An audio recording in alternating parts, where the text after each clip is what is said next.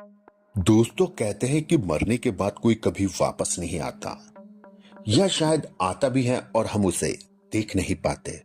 ऐसी ही एक सच्ची घटना पर आज हमारी हॉरर स्टोरी है। मेरा नाम नितिन है। मैं एक दिन अपने दोस्त साहिल से मिला, जो कि मध्य प्रदेश ग्वालियर का रहने वाला था। हम लोगों ने तय किया कि क्यों ना कहीं हम घूम कर आए। साहिल ने कहा कि यहाँ से कुछ किलोमीटर दूर एक घना जंगल है, कल हम वहीं की सैर करने चलेंगे, क्योंकि हम दोनों को ही बचपन से रोमांच और जंगल की सैर सपाटा बहुत ज्यादा पसंद थी। अब मैं और मेरा दोस्त साहिल जंगल से कुछ दूर एक होटल में ही रुक जाते हैं, क्योंकि हमने तय किया था कि सुबह 6 बजे ही हम उस जंगल की तरफ चल देंगे। फिर हम सुबह होने पर अपना सभी जरूरी सामान लेकर उस जंगल की तरफ चल देते हैं। अभी हम जंगल में प्रवेश ही किए थे कि मुझे कुछ अजीब अजीब सा महसूस होने लगता है। जंगल में चारों तरफ एक अजीब सा सन्नाटा पसरा हुआ था और मुझे कुछ भी वहां पर सामान्य नहीं लग रहा था। मैंने ये सब साहिल को बताया, लेकिन उसे कुछ भी अजीब न लगा, क्योंकि वे तो ज्यादा से ज्यादा इस जंगल को एक्सप्लोर करना चाहता था। वो रोमांच चाहता था और जंगल का रोमांच एंजॉय उसे करना था। मैंने उसे रोकना चाहा, लेकिन उसने मेरी एक ना सुनी और फिर हम लोग आगे की तरफ चल दिए। थोड़ी दूर चलने के बाद जंगल में एक बड़ी सी नदी पड़ती है। नदी पार करने के बाद हमने देखा कि वहां पर एक सड़क जा रही है। यहाँ मुझे लगा कि अब हम सुरक्षित हैं। जहां पर एक बार फिर मैंने उस जंगल में हो रही कुछ अजीब अजीब चीजों की तरफ इशारा किया, लेकिन हर बार की तरह मेरे दोस्त ने यानी साहिल ने इन सब चीजों को अनदेखा कर दिया और हम लोग फिर जंगल के बीचों बीच पहुंच गए। तभी साहिल को जंगल के बीचों बीच एक बड़ा सा खंडर नजर आया, जो एक समय बड़ी सी हवेली रहा होगा, जो आज एक पुराने खंडर में बदल चुका है। अब साहिल ने उस हवेली के अंदर जाने का फैसला किया, लेकिन मैंने उसे एक बार फिर से वहां पर किसी तरीके के आत्मा होने का आभास कराया। मैं पूरे रास्ते लगातार महसूस कर रहा था कि हमारे साथ कोई है, कुछ अलग है जो हम महसूस नहीं कर पा रहे। साहिल को इन बातों से कोई फर्क नहीं पड़ता था। साहिल तो बस अब इस हवेली के अंदर जाकर इसका इतिहास जानना चाहता था। अब साहिल और मैं उस किले के अंदर प्रवेश करते हैं। अंदर सब कुछ सामान्य था। उसके अंदर बहुत सारी पुरानी पुरानी चीजें रखी हुई थी। दीवार पे भी पुरानी पुरानी पेंटिंग टंगी हुई थी। लेकिन साहिल लगातार एक बात कह रहा था कि वे यहाँ पर तुझे कुछ दिखाएगा।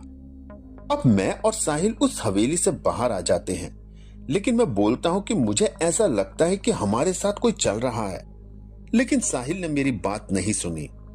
अब हमने नदी पार की और सड़क पर पहुंच गए और मुझे लगा कि अब हम पूरी तरह से सुरक्षित हैं। लेकिन एक बार फिर मैंने साहिल से कहा कि मुझे ऐसा लगता है कि कोई तीसरा इंसान भी हमारे साथ चल रहा है। ये सुन साहिल हंसने लगता है और बोलता है कि यहाँ पे तेरे और मेरे सिवा कोई नहीं है। अब हम जंगल से बाहर आ चुके थे, लेकिन मैं अभी भी बहुत डरा हुआ था, घबराया हुआ था। मुझे लग रहा था कि कुछ तो है जो हमारे साथ चल रहा था। मैं साहिल को बताना चाहता था, लेकिन साहिल मेरी बात सुनने को तैयार ही नहीं था। वो तो बस लगातार मेरी बात सुन के हंसने लगता था। अब मैं और साहिल अपने अपने घर की तरफ को चल देते हैं, लेकिन पूरे रास्ते मुझे ऐसा लग रहा था कि कोई तो है जो हमारे साथ चल रहा है, जो अभी भी मेरे साथ है। मुझे लगा ये मेरा एक वहम हो सकता है, क्योंकि जब साहिल को महसूस नहीं हुआ और मुझे लग रहा है तो ये मेरा एक वहम ही होगा। साहिल को ऐसा कुछ भी असामान्य नहीं लगा था।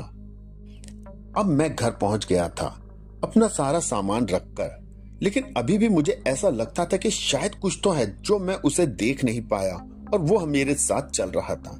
मैं बहुत डरा हुआ महसूस कर रहा था, क्योंकि ऐसा मेरे साथ अब से पहले कभी नहीं हुआ था। जब मैं रात में सो रहा था तो साहिल मेरे सपने में आया और बोला कि नितिन, तुम मेरे कैसे दोस्त हो? मैं आज पूरे दिन तुम्हारे साथ रहा, लेकिन तुमने मेरी मदद नहीं की। मैं इसी उम्मीद के साथ अभी भी तुम्हारे साथ हूँ और तुम्हारे घर के अंदर हूँ।